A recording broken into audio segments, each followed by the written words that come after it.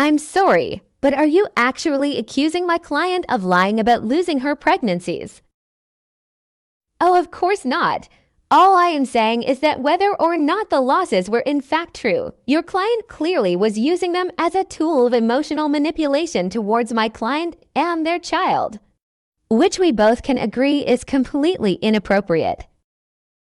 That's bullshit. That's exactly what you were saying, which is so completely fucked up. I have been through 81 and you had the balls to say my losses aren't real.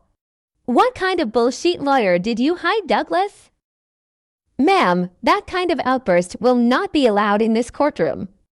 Of course my outburst is unacceptable, but that woman is allowed to say that kind of shit about me. Counselor, get a hold of your client before this ends badly.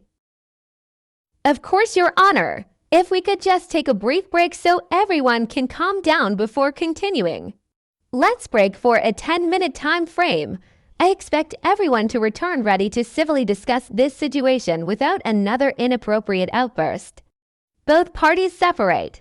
All right, I hope everyone has their heads on straight and are ready to contribute meaningfully to this conversation. I'd like to begin with the matter of child support. From my understanding, the non-custodial parent has not been steadily making any payments. Yes, Your Honor. For the most part, my client has been solely financially responsible for the child, while he has no issues supporting their child. He does believe it is only right that daughter receive financial support from both biological parents.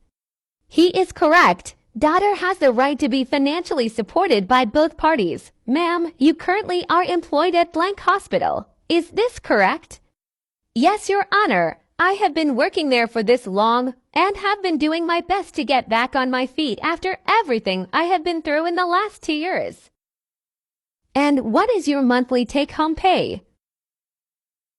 It really varies. It's hard to give an exact number because some weeks they need me a lot more than others. I don't know what number would be appropriate to give you. What was your take-home pay for the last month? It wouldn't be an accurate representation. I had to work a lot of overtime. I don't think it would be fair to you. Please answer the question. Honestly, I don't remember. It may have been around this amount, but definitely not over this amount. If I would have known I needed this information, I would have made sure to bring it with me. Your Honor, if I may, she should be able to access her last month's pay through her banking app on her phone. That way we are able to use accurate information. Are you able to pull up the information? Normally I would be, but I accidentally locked myself out of my banking app yesterday and haven't had the time to call in and get it unlocked. I've had a lot on my plate lately. Would my client be allowed to submit this information at a later date, just to ensure the courts have all necessary information?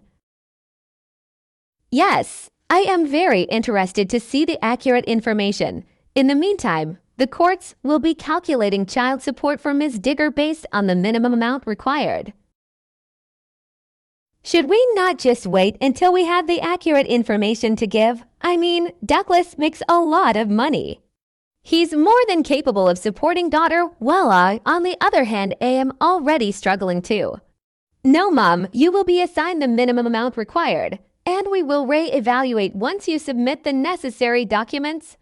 Gold Digger opens her mouth to argue, but is cut off by her lawyer. Of course, thank you so much for understanding, Your Honor. We will be sure to get those documents into the courts as soon as possible. If I'm going to have to pay support every month now, when am I going to be able to finally see my kid? It's been years, and she needs her mother.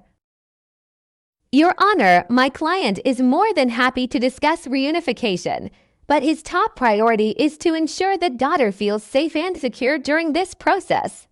There is a reason Ms. Digger has not been given parenting time by the courts over the last 2 years.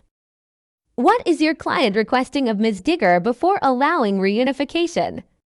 The first and most significant requirement my client has requested is for Ms. Digger to submit to a hair follicle test to ensure she is sober before any further talk of reunification takes place.